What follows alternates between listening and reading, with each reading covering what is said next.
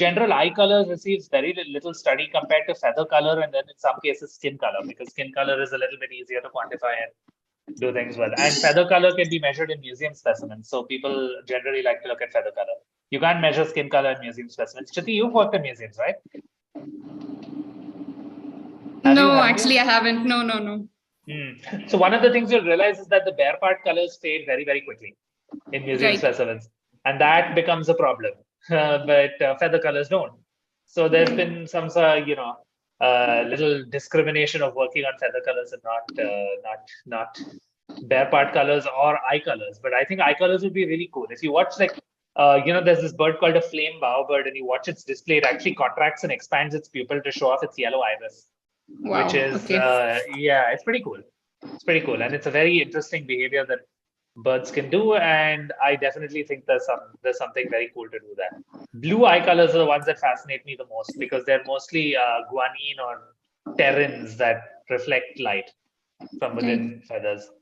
But do bird nails grow like ours? Yes, they do.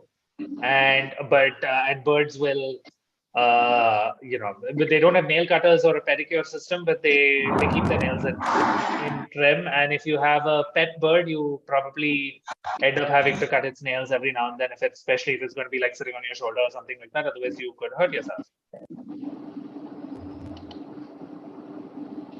The scarlet minivet case, you had explained how the male and female, despite having the same precursors, tend to display different colors. Are these precursors genetically decided? No, the precursors are not genetically decided. What happens to the precursors is genetic. And would they change with environmental or habitat changes? Well, these are some of the most common precursors there are. So I wouldn't assume they change all that much environmentally, but they can change between subspecies and populations that get isolated over time, which is why you've got scarlet minivets in the south of India now being called, what is it they called? Orange minivets or some such useless thing, no?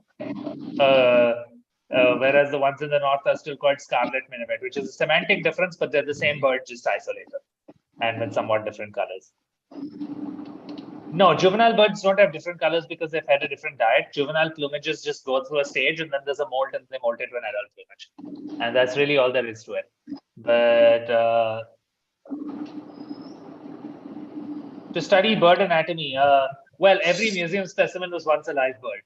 So studying bird anatomy does unfortunately require you to sacrifice live birds. Nowadays with X-rays and other things like that, you're getting a little better at not sacrificing the birds to do this, but in general, to study anatomy, you use specimens. Yes, and there is a big movement in defense of that because museum collecting, although it shocks people that you can sacrifice a bird to study its anatomy, is a drop in the ocean compared to what hunting, habitat destruction, and other things are doing. So sometimes the same people that complain loudly about how cruel it is to collect one specimen of a bird for an anatomical study will buy into environmental policies that destroy huge areas of forests and wipe out entire populations of them. So take your pick. You're welcome. Thank you.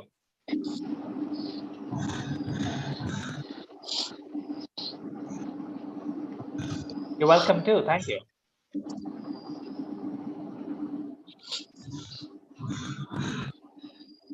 Do falcons have weaker feet and claws since they're not raptors? I don't think it depends on what you mean by weaker. I think if you're looking at how much absolute force they can generate, I do not know, and I don't know if anyone studied falcons compared to other raptors. Someone must have. What you're asking is a biomechanical question, and biomechanics is there's a lot of study that still needs to be done. But yes, I know, comparatively speaking as well. But falcons' feet get the job done because falcons strike at high speed, which raptors don't do. So, which one is more lethal depends on what kind of feeding technique you're looking at and what prey you're going after. So, it's not. So there's a lot of tendency. It's too beautiful. It's too. Okay, someone needs to be mute. I think. Um. I'm sorry. Can you please mute your mic? Or if the host can please do that.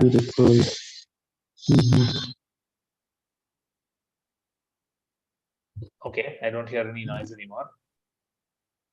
What was I saying? Yes, so it depends on Okay, I don't know who that was who hasn't muted their microphone, but yes, okay, I think we're good now.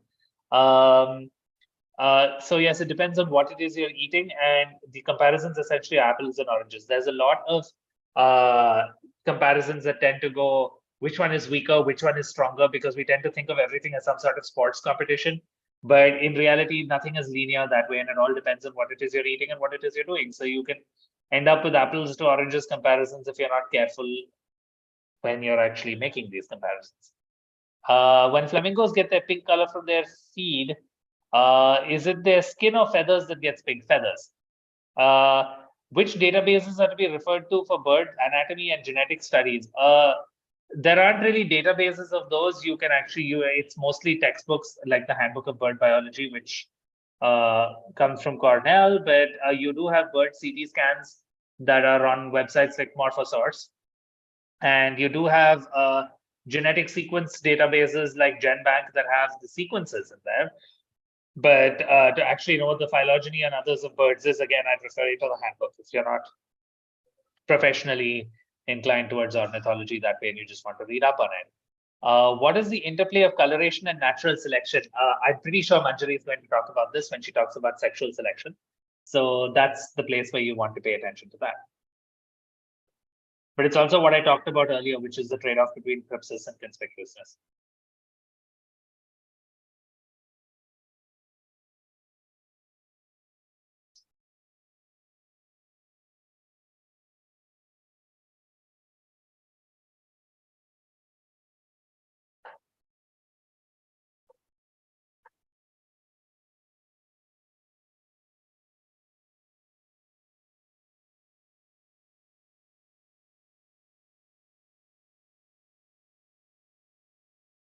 Hello. Hello. Hi. Hi. I think we have 2 more minutes and then we can this thing. And cool. Thank you, Sonia. Thank you, Anand. No, thanks also. No, thanks for the emails and for keeping me on the ball about this. I would have actually forgotten this was happening today if you hadn't emailed me. So it's I can't thank you enough because like I said, at this point I'm completely freewheeling. So I'm reacting to events and meetings in real time. So thank you so much. That's very nice of you in the chat. But and so thanks again for keeping me on the ball about things. I'm very glad I did this. But in future also, I think I might be bothering you again regarding the questions if it is in the discussion forum or. Please do. Please pester me, no matter how harassed I sound, because otherwise I will forget to send them in. Like that is one of those things that is a guarantee at this point. I used to not forget things, but now I do. So thanks to everyone in chat. That's very kind of all of you. But also, I know I really appreciate that you guys are doing such a good job of this. I really do. It's very nice to have all of you around here, and plus it gives me a nice excuse to talk to you guys at these live sessions. So that's nice. But I mean, I just want to tell you that I really appreciate everything you guys are doing and how nicely you guys are handling this and keeping on reminding us, because it's very easy for someone to come up with an idea that has 7 different or 8 different instructors to deal with, but then you guys and Devika are the ones that have to chase after all of us, which I can't imagine how unbelievably hard we must all be making it for you. So thanks again to all of you for that, and especially Jobin, who poor thing is dealing with this the second time in a row. So I think if we're ever all together in the same place, we must celebrate this properly.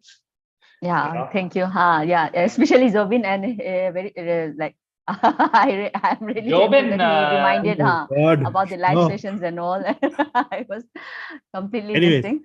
Yeah, it is generally like they generally recorded on its own in the live stream, and so I didn't realize that it was not recorded and all. And yeah, and thank you, sir, for Anand for this repeating the questions again. Yeah, thank you for that. We'll be actually posting the answers from your from your whatever you said to the discussion forum, so people who have not or who don't get this video can actually take it. Sounds good. Sounds good. I hope it doesn't mangle my speech into something else, the transcripts or whatever it is. But if it does, I strongly recommend posting it as is for additional hilarity. Yes, we'll do that. with inverted commas. Don't worry. Yes, inverted commas. Yes, ideally, because otherwise they'll think you said it. Exactly. So I would. Yeah. Yes. All right. Well, I suppose we're good then. So Yeah, I think we can, yeah. thanks Thank you. much. Thanks. Thank you. Thank you. And thanks everyone for coming. Bye. Thank you. Bye.